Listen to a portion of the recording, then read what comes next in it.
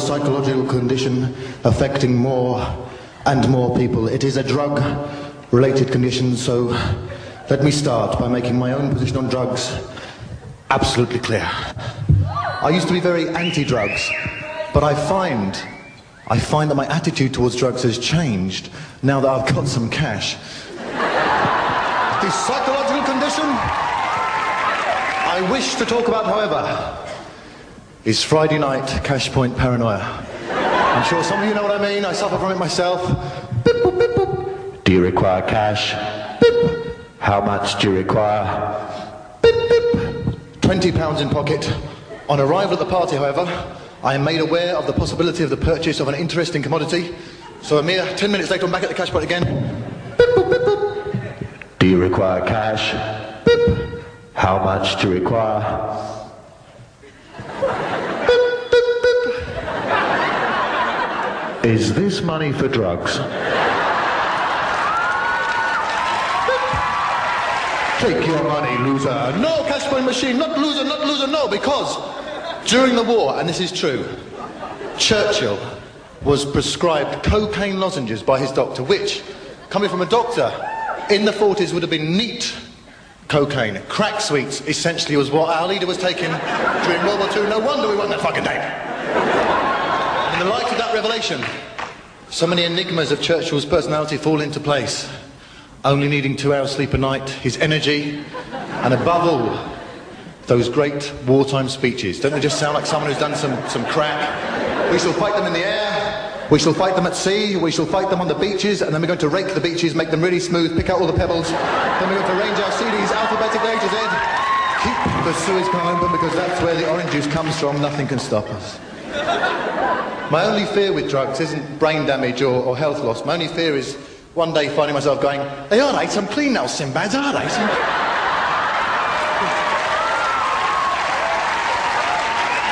But isn't that right there one of the great lies of drug taking? You say stuff, I'm not taking drugs in a kind of a druggy, scuzzy, hippie, Jimmy Corkle kind of a way. No, not me. I'm taking drugs in a kind of a Sigmund Freud, Sherlock Holmes, Churchill.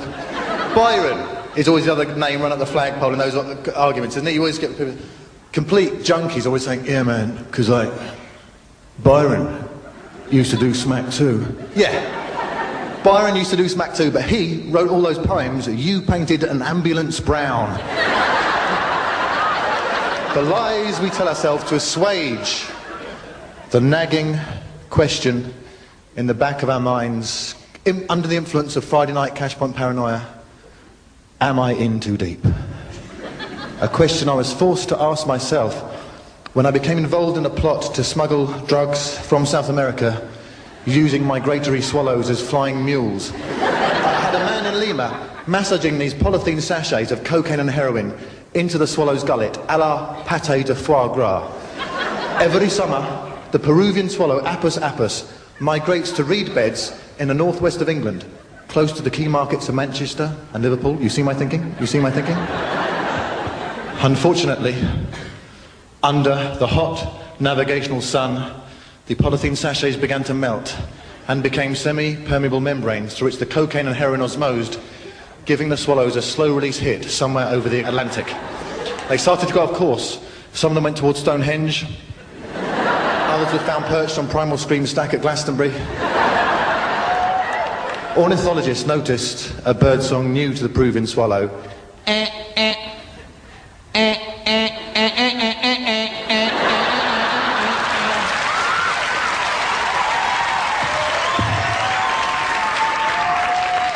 What is happening in music today? I just can't relate to I just can't relate to pop songs at the moment. I mean Prince. I mean you may like Prince, but you wouldn't let him babysit, would you? I mean, okay, Prince, we're just off now. We're back about 11:30. There's some fizzy pop in the fridge, and help yourself to.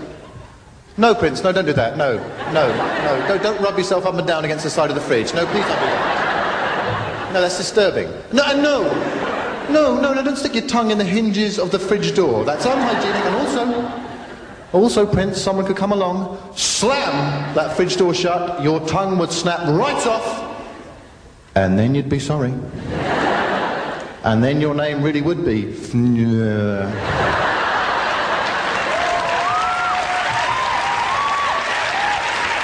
My name is Prince, and I'm hungry. Sorry, son? I'm hungry. He was good as gold, was he? Very good. Back next week, 3:50. My name is Prince. I'm hungry. I know. Although, Blur, I know you feel on Blur, well, yeah. He's having a laugh, isn't he? I mean, called Bleeding Blimey, Governor, have a cup of tea. Flipping neck, fish and chips, drive a Capri. Uncle Lewis and Welch, wear a Fred Paris. Come from the home counties, but I try to sound Cockney. As David Bowie said, ain't there one damn song that can make me break down and cry. Oh, no, that was in the years before I used so much dental glue. My top teeth and my bottom teeth were snapped together. I can't actually speak through them. I've become involved in some interactive video artistic experiences that I'm hoping to have on CD-ROM. I've got this idea to do a narrative experience, artistic, and the hero is a small blue hedgehog with spiky hair who collects rings. Oh, don't tell me that's been done already, is it? I've got another idea to do something based on the life of an Italian plumber.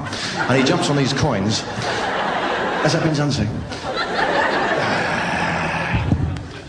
Ain't there one damn song that can make me break down and cry, because early this year I had my heart broken, but it was just as well, because no. It was just as well because towards the end I didn't like the man I was becoming very bitter. This is how bitter I was, you know, the last few weeks none of us could break it up, and this is how I could, none of us, there was only two of us, neither of us. Let me dream a moment, God. Neither of us could break it up, and it would have lasted forever, just three of us, anything, fucking I don't care. I don't care. Oh, you've crashed my car, don't I?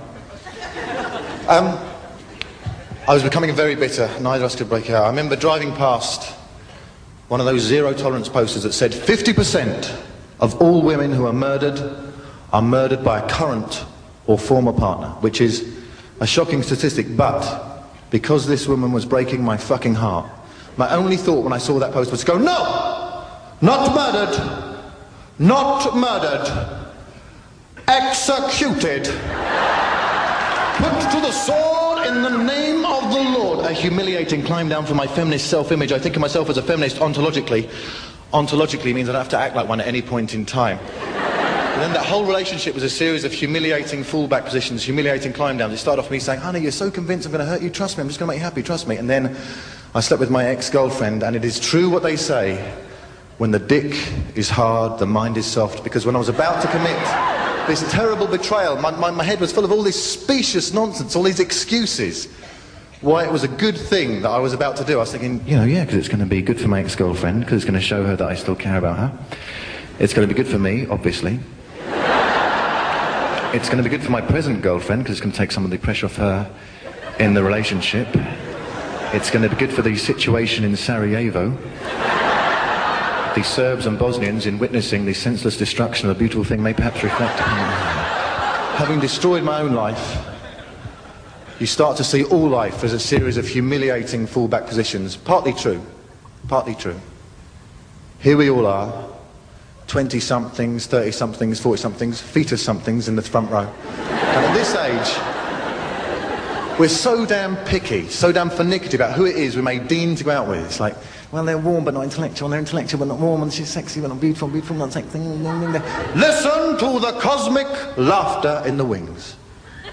The angels are listening, and they know one day we'll be 70-somethings, 80-somethings, alone again, still being just as picky, just as finicky, only this time between Olive and Gladys and Beryl and Vera and Betty. And, oh, I say, don't you like Gladys? She's lovely, don't you like that? Oh no, she's horrible, I don't like her now, I like Olive.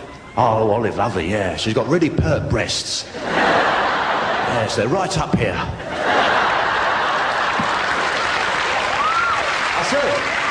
I've noticed, I say. I don't know how she sees all of those when she walks along. Well, she can't as it goes, because she walks like this.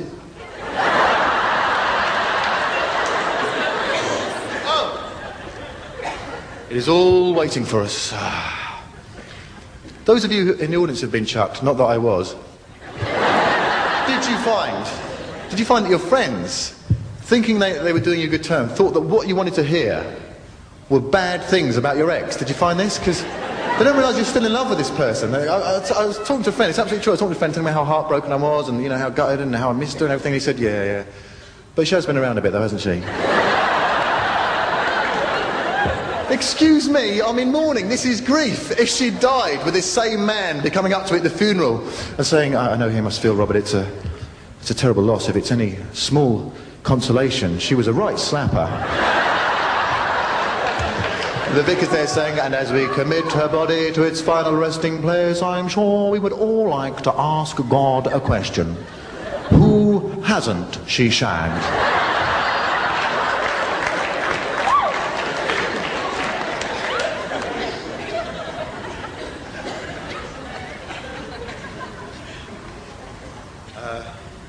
That was another time of cash point paranoia as well. It's like, boop, boop, boop, boop. Still trying to keep her by buying her presents. You ever done that? You ever think, oh, she's about to leave me, but maybe if I buy her enough presents, she'll stay in love with me. And I bought her 4 dresses, and usually, when men buy dresses for women, fucking forget it. But no, I bought, she liked them all, and still left me and was going out with somebody else. So, I wish I'd known that when I was pushing out all those sobs, I was doing it for the benefit of her new boyfriend. I wish I'd known. It was the shop assistant that said, well, this is a very short skirt, Mr. Newman. It's about a knee-length skirt, and so perhaps when she's wearing this, walking up some stairs, her new boyfriend may like to hang back a few steps to get a really good... I'm sorry, there were 2 roads just then. There was a comedy road just going straight ahead, and there was a bitterness road, and we branched off into the bitterness road, and you're all sitting there in the dark now going, oh, we don't know where we are, Uncle Robert. This isn't the comedy road, this is the bitterness road. Trust me, my people, I know the way back to the comedy road. I know the way back.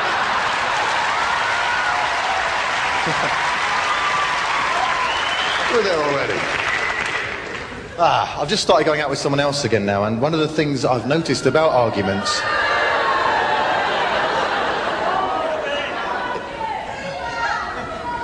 Those are her close friends. Boo! You come too soon, boo!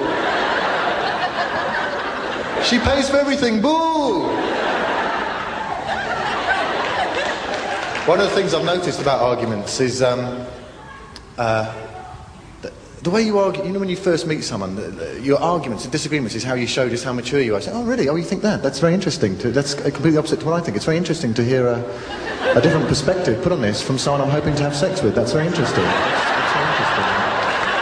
And I'm going, now, in the hope that later on I can go, interesting. If you just... We should at least be honest, you know, I won't do this, but wouldn't it be the honest thing to do the next time I fancy someone at a party, we disagree, I might as well argue the way you argue when you've been going out for about 6 months, you're on holiday together. It's like, oh, you think that, do you? Well, no, fuck off, go on, fuck off. Oh no, I've got to come with you, because, you know, Greek men, they'll follow you around. Oh, well, fuck off then, fuck off, I don't go on your own, I don't care. Where's she gone?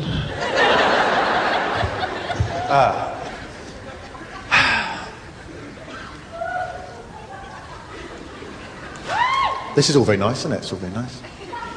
Anybody been to the Royal Festival ever before? Yes. What did you go and see? I can't... You went to see what? A classical concert. A classical concert. You didn't know any more about that? This is classical music, isn't it? They've got violins.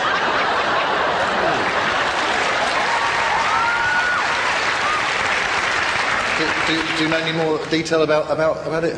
I sang Land of Hope and Glory. You sang Land of Hope and Glory? That doesn't mean anything. It could have been Mendelssohn's Requiem for Dead Poets, and you sang in the middle, Land of Hope and Glory. God bleeding blimey, governor, have a cup or two. Flipping heck part life. In the 1960s, American sociologist John Howard Griffin. Don't worry, we're back on the comedy road there. We had a little diversion, a little improvised bit with sort of tarmac and potholes. We saw an interesting lunatic woman, and now we're back on the main highway. 4th gear. In the 1960s, American sociologist John Howard Griffin wrote the classic text, Black Like Me. It was the racial segregation years in America, and he wanted to experience at first hand what that was like, so dyed his skin black, and to experience at first hand what was like all the prejudice and hostility, and travelled through the southern states and came up with a classic sociology text, Black Like Me. And I thought, what John Howard Griffin did for race in America in the 1960s, I shall do for gender in Britain in the 90s.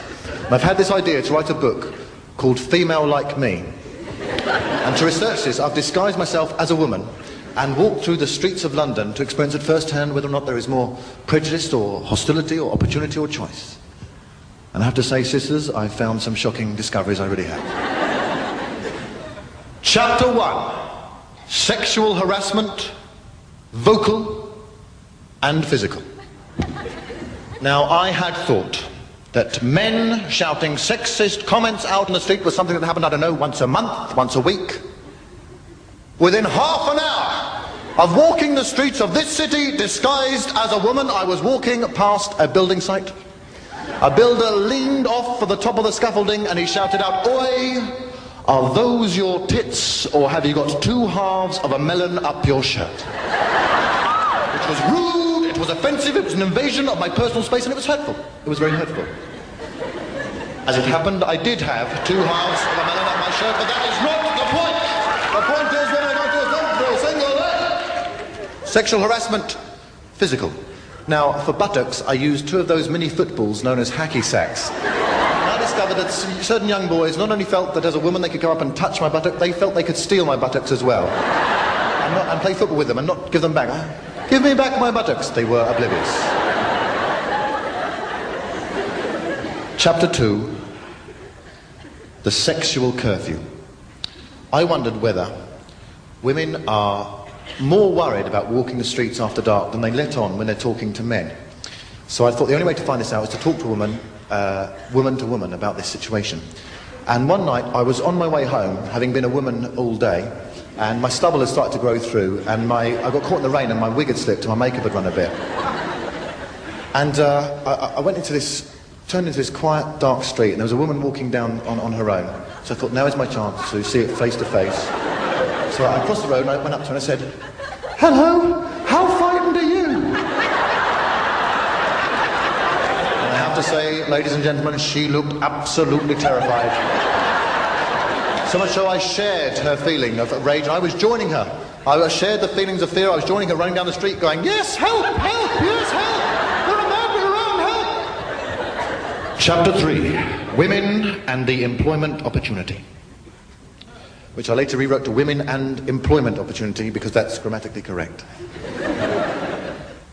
In Black Like Me, John Howard Griffin goes for a job as a black man, is told it's already gone, goes back next day as a white man, exactly the same CV, given the job. I thought I'd do the same thing in Female Like Me, only the other way round. I went for the job, first of all, as a man. And to be honest, I didn't actually get the job. To be honest, I didn't get the job. But, and this is my point, I think, as a man, they were very polite in refusing me the job. They were very courteous about it. They said, "Well, thank you for coming for the interview, Mr. Newman, but, you know, we don't feel that you have the appropriate qualifications to teach PE in this girls' school." Now, when I came back, a mere 10 minutes later, disguised as a woman, their attitude was completely different. They said, "Fuck off or we're going to call the police." This attitude women are up against every single day. Chapter 4. How well does a man know a woman? I wonder whether women are actually, still to this day, different personalities when they're with other women than they are when they're with men. And so, to find this out, rather cheekily, I introduced myself to my own girlfriend whilst disguised as a woman. And she didn't know it was me, but she was a very different person, I discovered. She was much more tearful. She kept crying a lot and saying, "Why are you doing this? Why are you doing this? This is the first time my parents have met you. Why are you doing this?"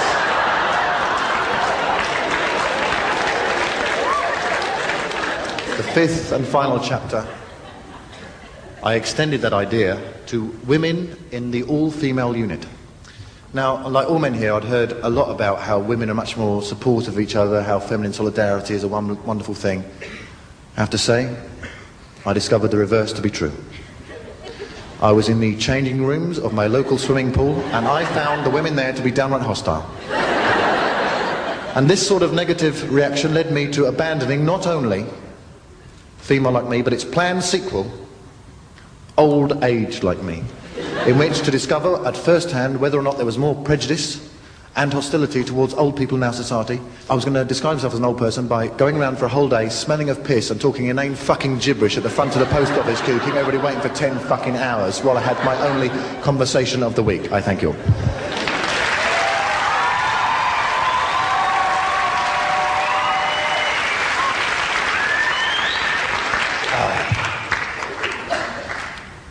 Has anybody here ever had to phone the emergency services? No, in fact I won't ask, because I don't think that's an appropriate subject for audience participation, you know. Hey, you ever had to dial 999? Yeah.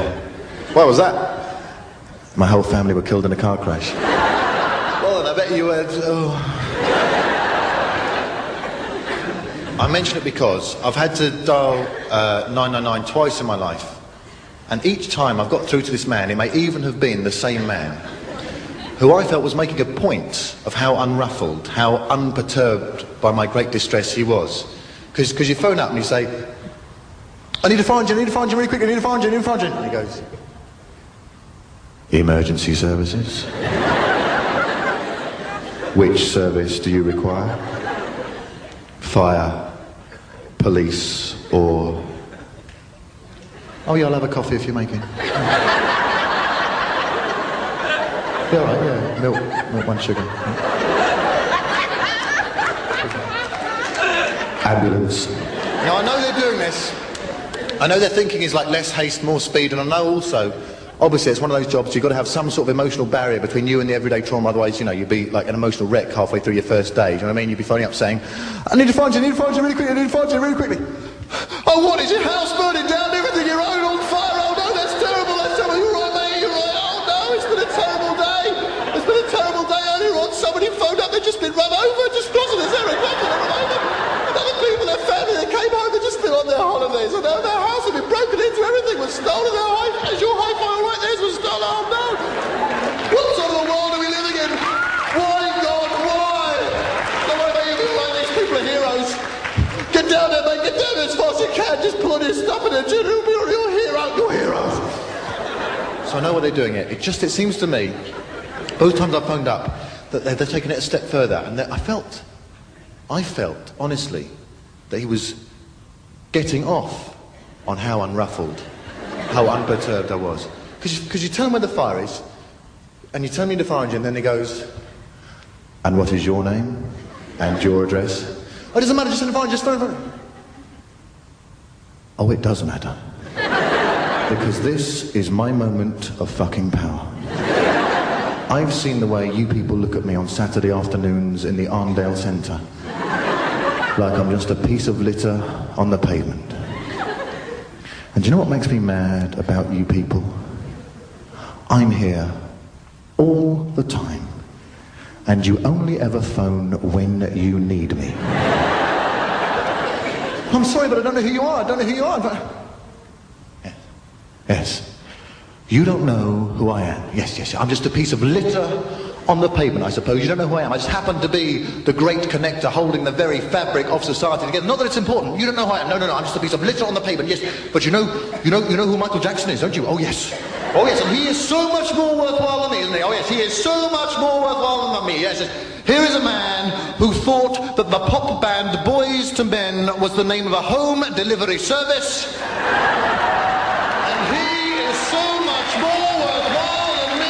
So right now, I just happen to be the most important person in your fucking life, so why don't we start all over again, just in case, out of the goodness of my heart, I decide to send you a fucking fire engine. So I figured, the only way of getting back at this man, the only way of psyching him out, would be to phone him up and be even more unruffled, even more unperturbed and laid back than him. And the other week, the old woman who lives on her own, across the road from me, her house was on fire. So I dialed 999, got the same man. Hello. Emergency services? Which service do you require? Fire, police, or ambulance? Let me see now. Fire, police, or ambulance? Sorry, can you run those by me again, please?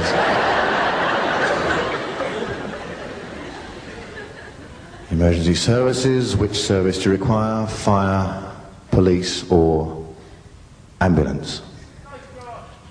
Hey? Postcard? Coast Guard? Do they say that as well? That's totally taking the piss.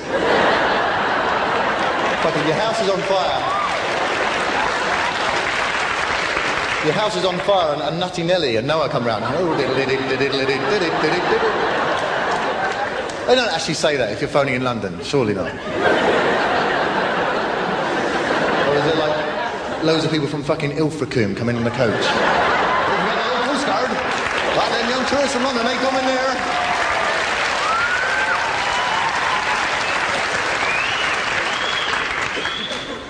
No, we have no fire engines and no hoses, but we've got a large Aran roll-neck sweater. We've maybe beaten the flames out with that. No, we're not like firemen. We've got turn-ups on our Wellington boots.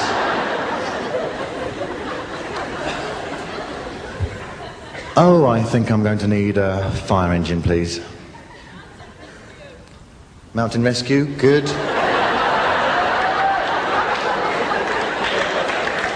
You kind of missed the boat with the bidding. I kind of closed mountain rescue, yes. Anyway, probably. People have fallen over and that.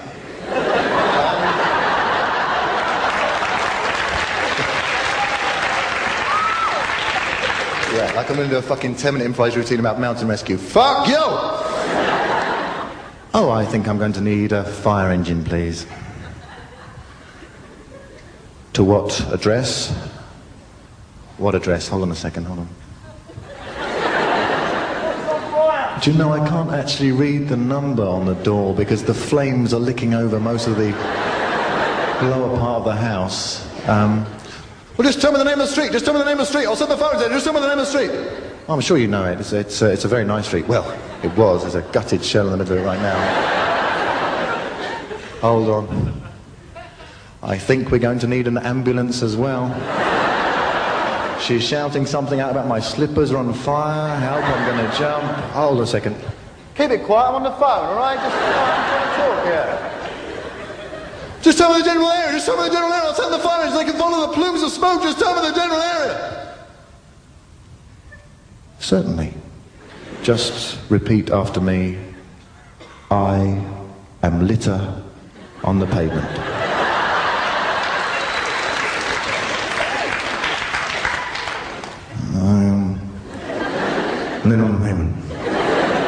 Thank you. A moment of revenge, ladies and gentlemen, well worth the price of 2 cans of petrol.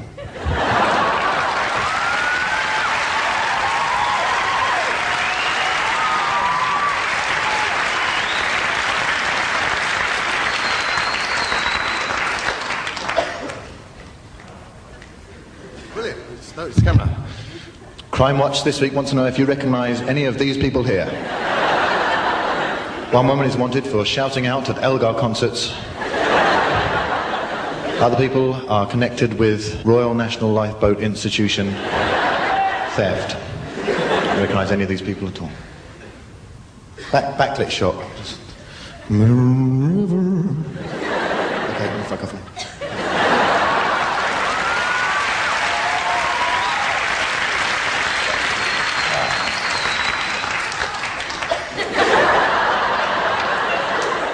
What? Is he like doing funny shit behind my back?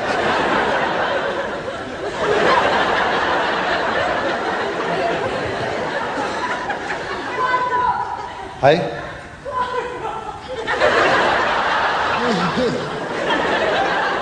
Is it an ambulance? What do you need?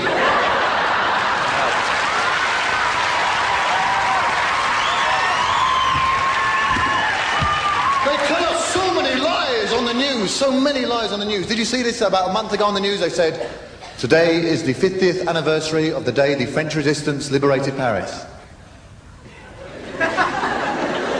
No. 50 years ago to the day, as we all know, 1 million Allied troops were advancing on Paris. The Germans retreated. And the French came out of the bunkers and the cellars they'd been hiding for 4 years and went...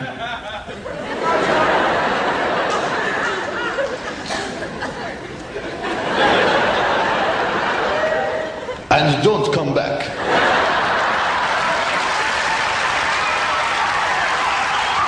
We kick your German ass. They will read any old shit on the news. The criminal justice bill designed to protect farmland from damage caused by illegal raves. If they're going to give us the pro-European propaganda of the famous French liberation of Paris, at least be fucking consistent. Since we went into Europe, 25% of British arable farmland is under the set-aside policy, whereby British farmers are paid not to plant, sow, reap and harvest. That's all the same thing, isn't it? Planting and sowing are the same as each other, reaping and harvesting. You think there's lots of things on the farm, there's not, you know.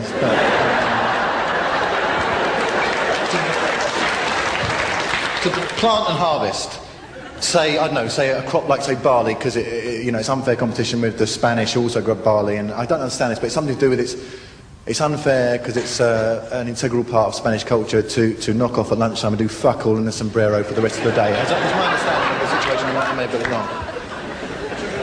I think if British farmers are getting paid not to plant and harvest barley, that's not the same as getting paid to do nothing.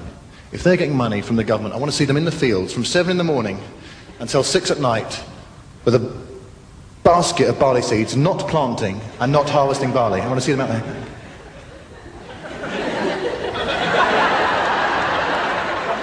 Not scything.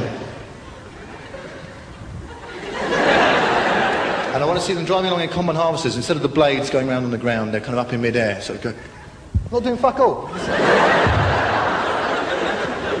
After a month of that, they will be crying out for hallucinogenic drugs. They will read the news. You can tell it's not normal because no one talks like that in real life. The way they talk on the news, like, hello, darling, I'm home. Why are you standing in the middle of the room with no clothes on? I've been waiting for you, big boy. Fuck me like the dirty bitch I am. No one talks like that in the news, real life. Instead of the news, they just give us something that sounds like news. Instead of like ideas on crime, for example, car theft, they just give us something that sounds like it, like £1 million spent telling us, don't leave, a large treasure chest on the passenger seat of your car, and if you must, please don't leave the lid prized open with ingots and goblets and jewels spilling out. Lock it or lose it. Another £1 million campaign telling us, lock your car. Lock your car. You know, I think there are too many people on the planet. We are evolving rapidly. It is time to leave behind those members of society without sufficient intelligence to have mastered the possible benefits of locking mechanisms.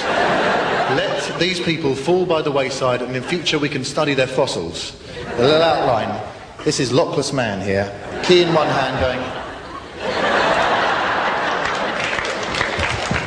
I'm very worried about evolution.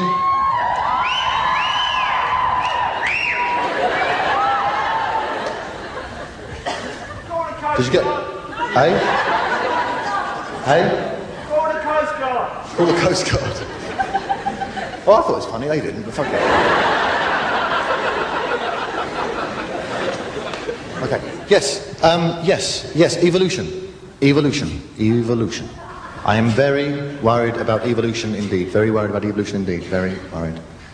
You've seen the diagrams in encyclopedias of the ascent of man. You know the ones I mean? It goes chimpanzee, primate, ape, Cro-Magnon man, Paleolithic man, and then there's us at the end, Homo erectus, going, oh, that's better. Oh, lovely.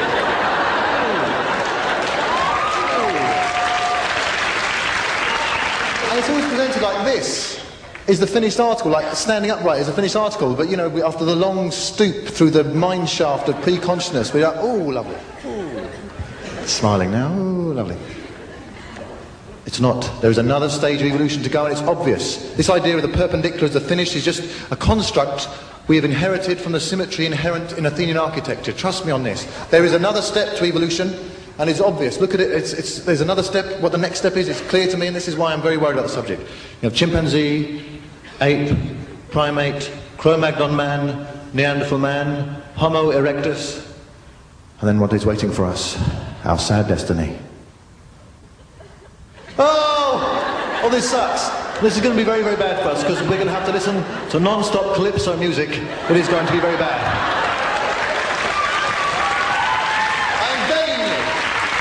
I'm imploring you, for the sake of generations yet unborn, please, on long car journeys when you get out at service stations, resist the temptation to go storing up trouble.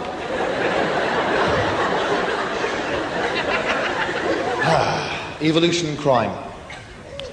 I was driving past the Ferdinand estate near me, and some youths were chucking rocks at the traffic, and they chucked a rock and it hit my car. And the fascinating thing about this is it didn't like... They didn't look excited at all. They just looked bored. It's like, oh yeah, he's chucked a rock at that car. Because you kind of feel like in the 50s, we've been, go on Pinky, go on, chuck a rock at that car when the Rozzers come all scarp. I'll bleeding blimey, governor, go at the market on the scooter. Or in the 70s, you know, you knew who the nutters were. Like, hello, I just stabbed my sister because she's a monk. I'm chemically imbalanced. Can I touch you? What's your name? Hello. You knew where you were. With these kids, I was thinking, what would it take to make their pinched, pallid faces flicker into any sign of life at all? Oh yeah, the rock's gone through the windscreen and blinded the driver. The car's flipped up, done a somersault and hit the traffic island. He's gone through the windscreen. His skull's split open and his brains have spilled out.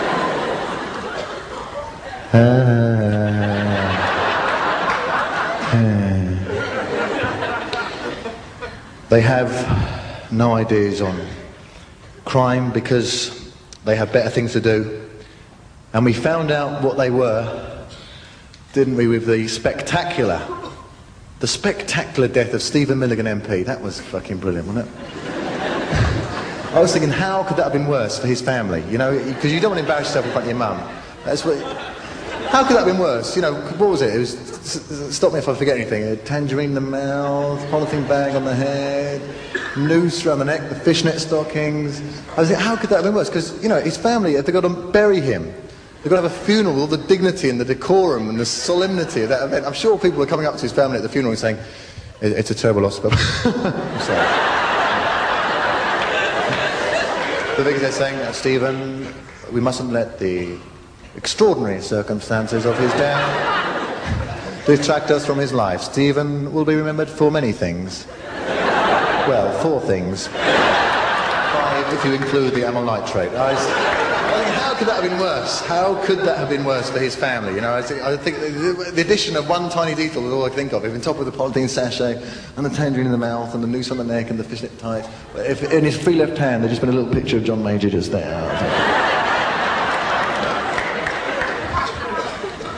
Every now and then, don't you just go, John Major, that's a leader, fuck. And they say you're playing personality politics. Well, you're moving the goalposts, because during the 80s, perception was the name of the game.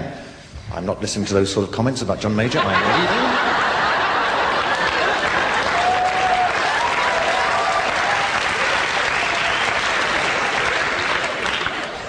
Perception was the name of the game. You know, because they were saying we're going to be strong, we're going to be respected abroad, we're going to be tough and respected abroad. That's why all those young men have to die in the Falklands. We're going to be strong and respected abroad. Thatcher steps down, it's like, hi, I'm in charge now. Respect this, yo.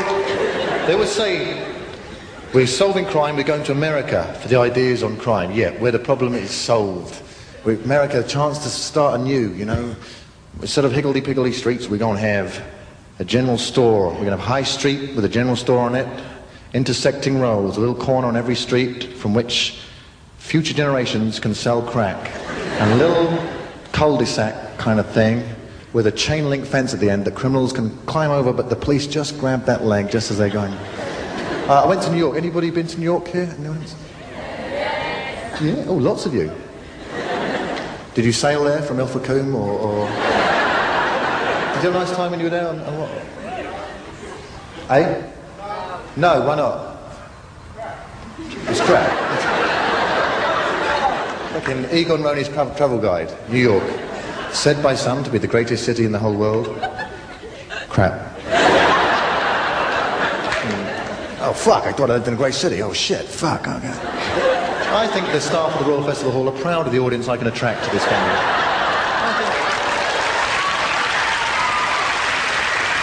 They're tired of the same old saying, oh, Berlin Philharmonic, it's kind of middle ground, my people, yes, I believe. Well, sorry, but I love New York now, I don't want to fight it. I love New York, it's great. Are you from New York? No, where are you from? Where are you from? Chalfont. No, that is not the correct reaction when someone says, you're from Chalfont, say Chalfont. Yes. Yeah, fucking of course you love New York. Fucking love Dartford coming from Chalfont.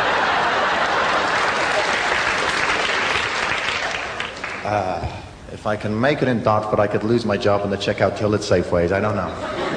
Sorry, I'm assuming that about you.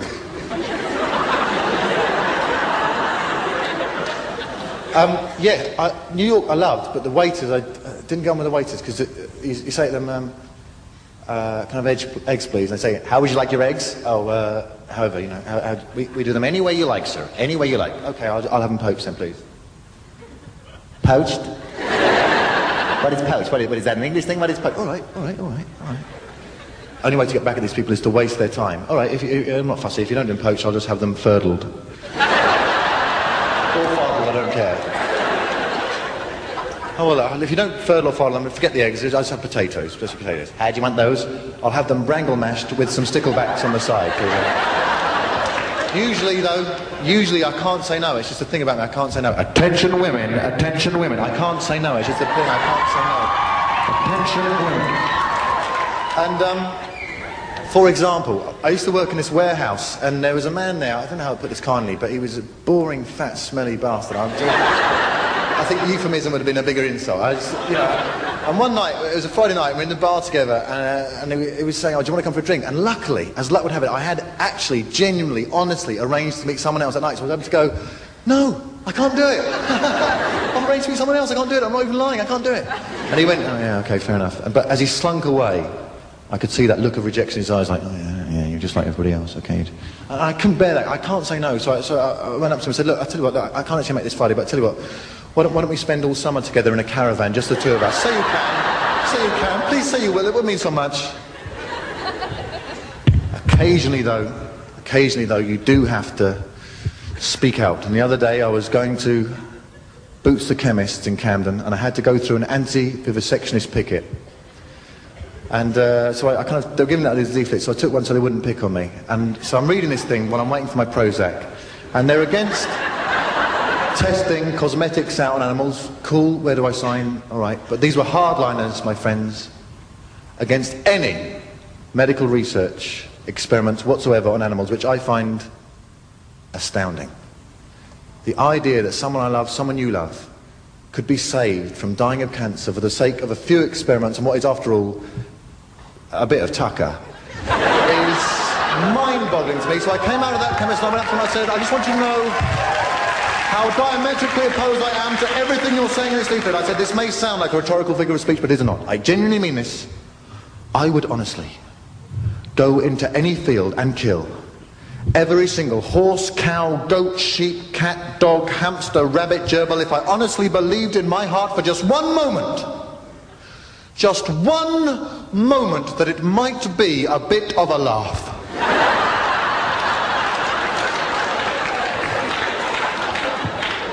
And he looked at me and he said, are those your tits, or have you got two halves of a melon up your shirt?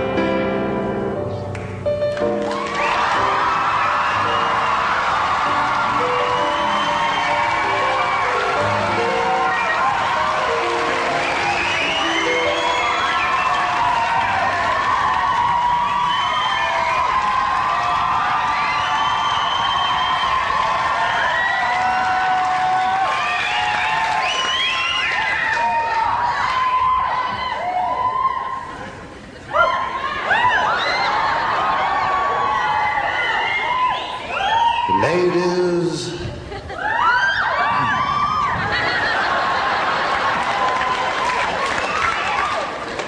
I met a young woman of the traveling persuasion the other day. She had everything pierced. She had a ring through her eyebrow, her nose, her tongue, her navel, her nipples, and somewhere else as well. I think I'll use her as a curtain.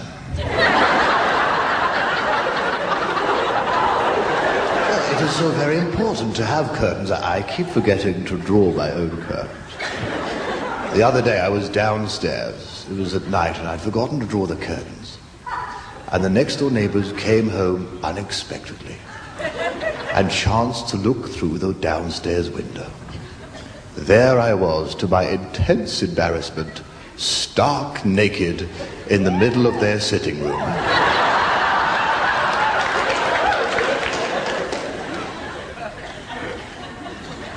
Well, they appear to have given me a pianist.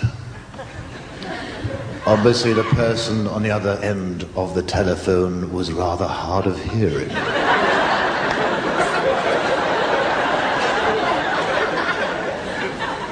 Have you just been to the toilet?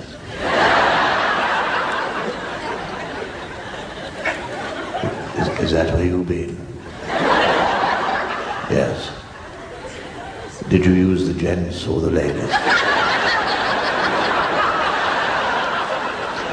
I'm a very big fan of the medical profession. Now, I don't want to come over all Virginia Bottomley. Oh, no, that would be awful.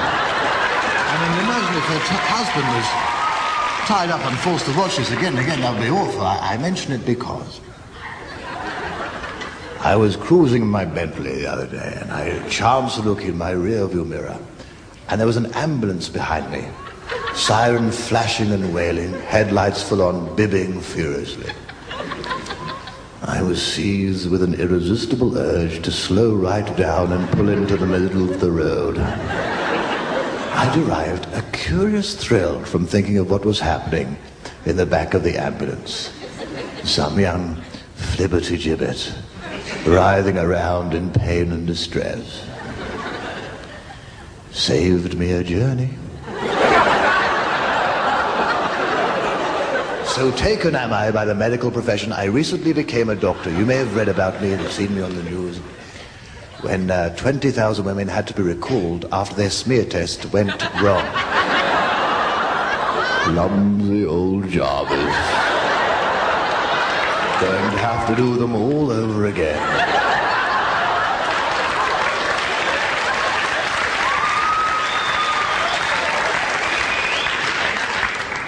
You probably think me a most disreputable fellow, but let me tell you, there is another side to my personality altogether which you may not be acquainted of. An innocent side, altogether innocent. For 10 years, I have been a friend of the family of the Pattersons. Very nice people. Pen pals we've been for most of the time, although we also keep in touch on the telephone.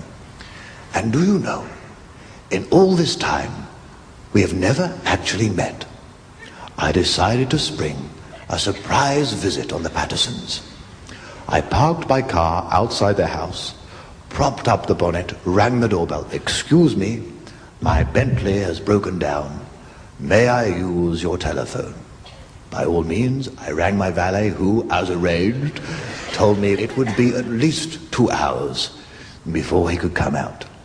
The Pattersons, still taking me to be a total stranger, invited me to stay for dinner. There I am, in the middle of their living room, at their dinner table. How can I let them know it is I? I had a brainwave. Since most of our conversations over the last 10 years have been on the telephone, why not use one of the irregular phrases from our phone chats to reveal my identity? There came a lull in the conversation. I put down knife and fork and said, "Time to die, Pattersons." They had the surprise of their lives.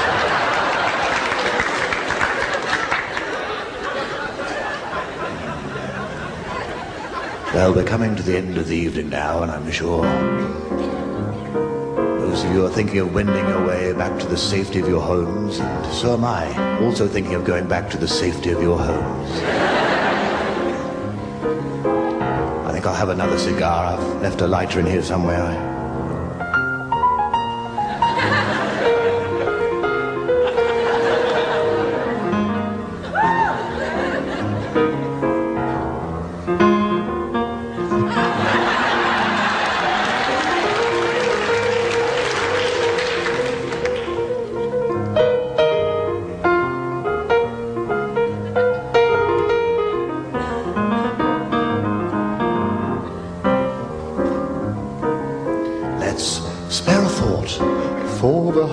They're like a little sparrow without a tree, outside in the cold with no one to hold, well, no one except me.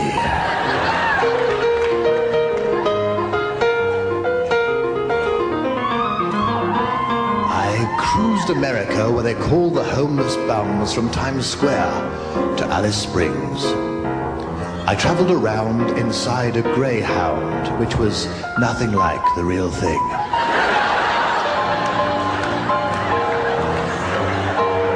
Isn't it shocking Michael Jackson was able to entice all those young children to Never Never Land simply by dint of his dancing prowess?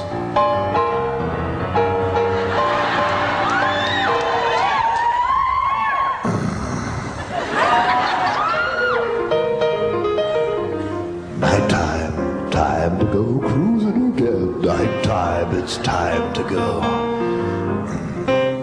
Go down a side street, turn left into a back alley, the wrong way through a one-way street, and then I walk past a Soho tavern.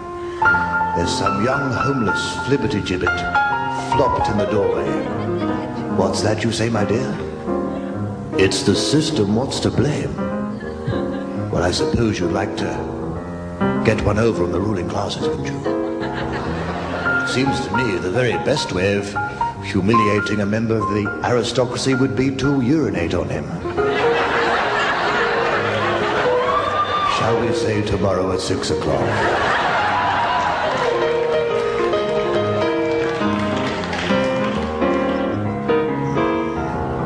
Would you like to ride in my Bentley? It sleek as a cat.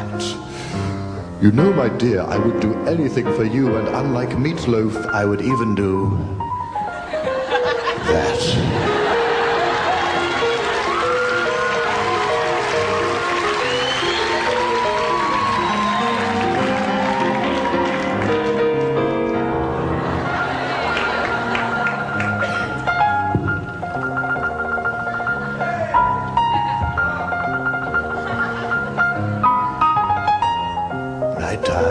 Time to go cruising again.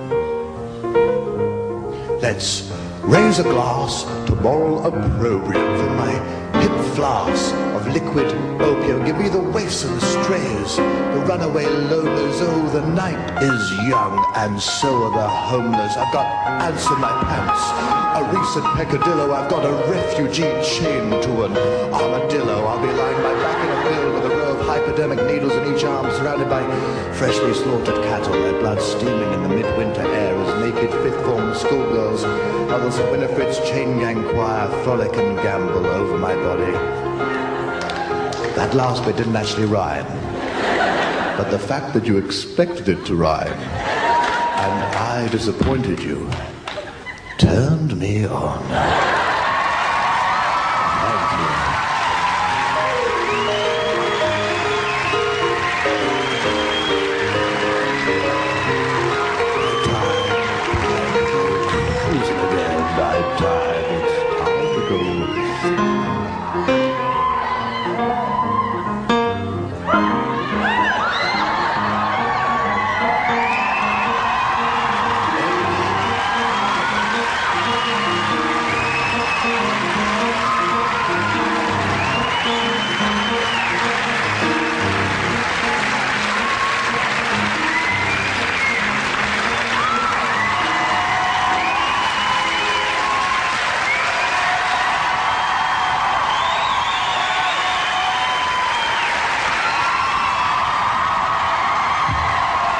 Thank you very much for coming. You've been a wonderful audience. Thank you very much for coming.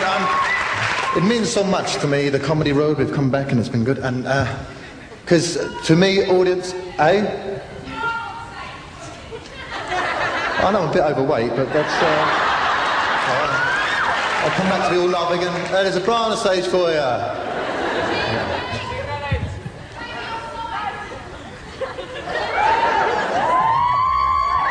I won't degenerate to that level. Not unless I need a cheap laugh. You've been wonderful. It's really nice to come here and all that, and because audience, yeah, and everything. Very much. No, leave me alone. Audience is yeah, it's like a family to me because my family. Well, I grew up among Italians, and I remember when I was a kid, there was this one house. Whenever I walked by, a man used to come out onto the doorstep and go, "Hey you! I fuck your mother! I fuck your mother! I fuck your mother!" And I'd shout back, "Hello, Dad."